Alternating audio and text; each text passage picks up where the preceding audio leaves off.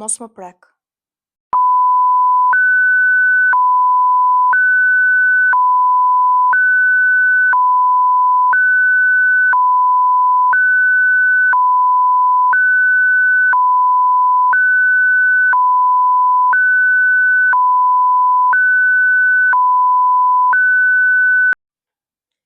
Një herë një kohë, në një qytet plot ngjyra dhe plot gjallëri, jetonte një vajzë e vogël me emrin Jora.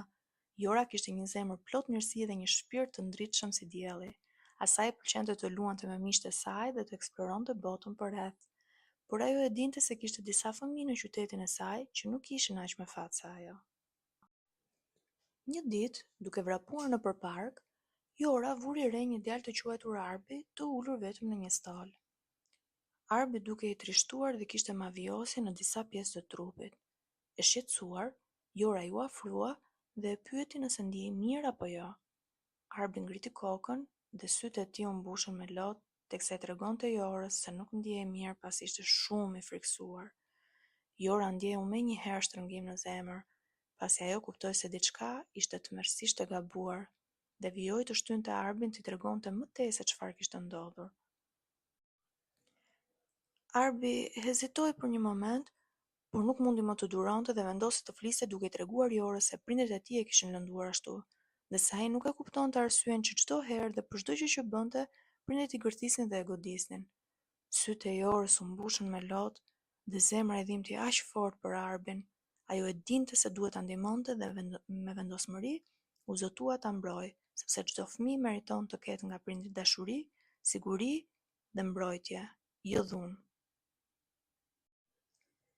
Menjëherë Jora shkoi te prindërit e saj dhe u tregoi atyre për situatën e Arbit. Ata e dëgjuan me vëmendje dhe e përqafuan fort Jorën, krenar për guximin e saj. Së bashku ata vendosën të ndërmarrin veprimet e nevojshme për të vendosur drejtësi në jetën e Arbit. Ata kontaktuan me autoritetet, të cilët ndërhyën me emergjencë. Arbi u vendos në një mjedis të sigurt dhe edukues, larg situatës që kishte duruar për aq kohë. Jora dhe prindërit e saj u bën sistemi i tij mbështetës, duke e mbushur me dashuri dhe kujdes. Veprimet e Jorës frymëzuan të tjerë në qytet që të ngriheshin kundër abuzimit të fëmijëve dhe t'i mbrojnë fëmijët nga të gjithë format e dhunës.